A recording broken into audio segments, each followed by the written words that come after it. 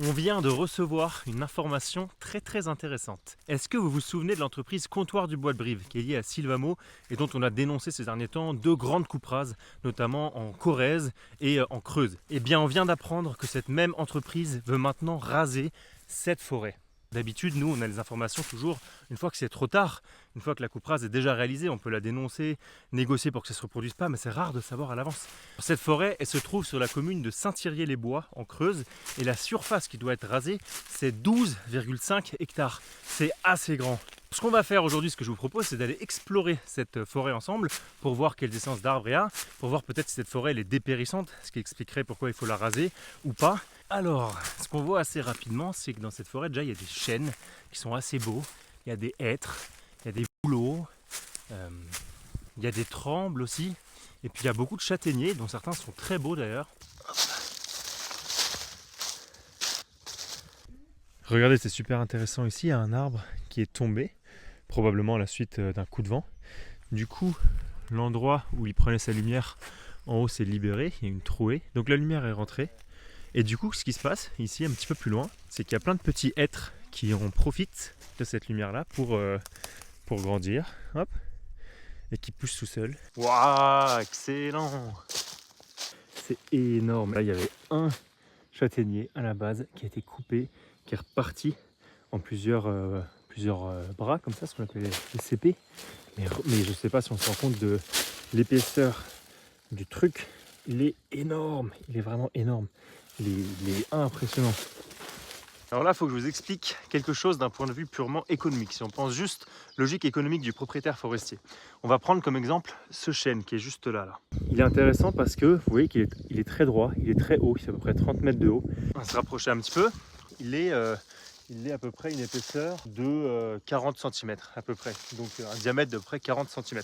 Ça veut dire que certes, il a de la valeur, mais il n'en a pas non plus énormément, parce qu'il n'est pas très gros. Par contre, vu qu'il est très droit, il a du potentiel pour grossir, et là prendre vraiment beaucoup de valeur. Actuellement, il a une valeur à peu près de 300 €. À côté, il y a un tremble qui le gêne un petit peu au niveau du houppier. Et donc si par exemple on coupait ce tremble, ce qui donnerait plus de lumière au chêne, il pourrait grossir. Et il pourrait, en l'espace de 40 ans, doubler à peu près son diamètre. Et donc, en doublant son diamètre, il va faire beaucoup plus que doubler de prix. Et oui, parce qu'en fait, la valeur, elle est exponentielle. C'est plus rare de trouver des plus gros arbres.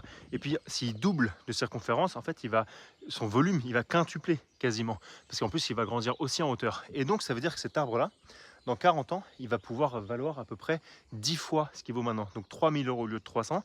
Et pour ça, il faut attendre 40 ans et pas faire une coupe rase tout de suite.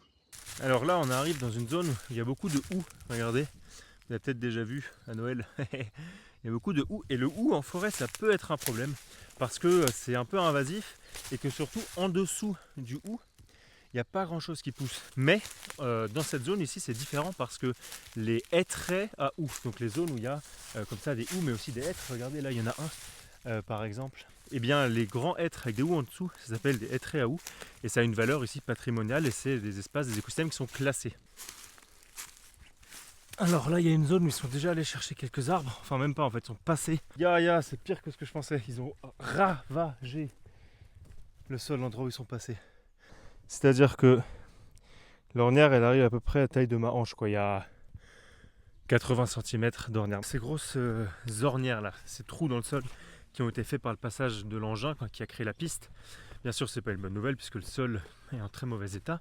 Mais par contre, ce qui est intéressant, c'est ce que ça nous montre, c'est que le sol est profond. Donc ça veut dire qu'on a une forêt qui a vraiment un potentiel parce qu'elle a besoin d'avoir un sol profond pour faire des grands et beaux arbres. Ils sont vraiment passés comme des sagouins avec la machine parce que regardez, les arbres qui sont sur le bord, ils les ont complètement égratignés. Normalement, on fait un peu attention aux arbres qui restent sur les côtés. Alors, même quand on va faire une coupe rase derrière, ici, on arrive à un point qui est intéressant parce que bon, on a compris que tout doit être rasé, mais par contre, après que la forêt soit rasée, il ne devrait pas se passer la même chose partout. Parce que sur la zone qui est là, Comptoir du Bois de Brive aimerait ne rien faire, c'est-à-dire abandonner. Et sur cette zone-là, il voudrait, après la coupe rase, planter. Et regardez sur quoi on tombe là, il y a une espèce de... Il y a des gros rochers, c'est assez joli d'ailleurs parce qu'il y a de la mousse dessus. Ici c'est la zone où ils veulent donc replanter. Comment ils vont faire? Parce que des rochers comme ça, Bon, certes ça peut se déplacer, mais là ils sont vraiment gros quand même. Alors comment ils vont faire pour replanter au milieu de tout ça? Mystère. S'il y a une coupe rase qui est faite ici et une plantation, il n'y aura plus toute l'ombre, toute la fraîcheur apportée par la forêt, ce qu'on appelle l'ambiance forestière. Le sol va se retrouver en plein soleil et ça va être beaucoup plus difficile pour les arbres qui repoussent, aussi bien les arbres plantés que ceux qui vont repousser naturellement, de pousser tout simplement parce que, notamment avec le changement climatique, il fait chaud et c'est difficile pour les arbres de survivre dans ces conditions. Bon les amis, alors en conclusion de cette petite visite, eh bien c'est qu'en fait il n'y a aucune raison de raser cette forêt, ni d'un point de vue économique déjà premièrement, ni d'un point de vue écologique évidemment, ni d'un point de vue forestier, enfin il n'y a aucune raison. Cette forêt elle va très bien, il y a des beaux arbres qui pourraient se développer, il n'y a pas de raison de la raser.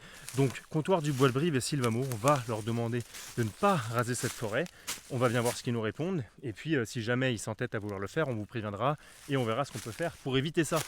Regardez, Comptoir du Bois de Brive, ils ont déjà coupé quelques arbres pour créer la place de dépôt. Et il y a bien sûr leur logo, le partenaire de nos forêts.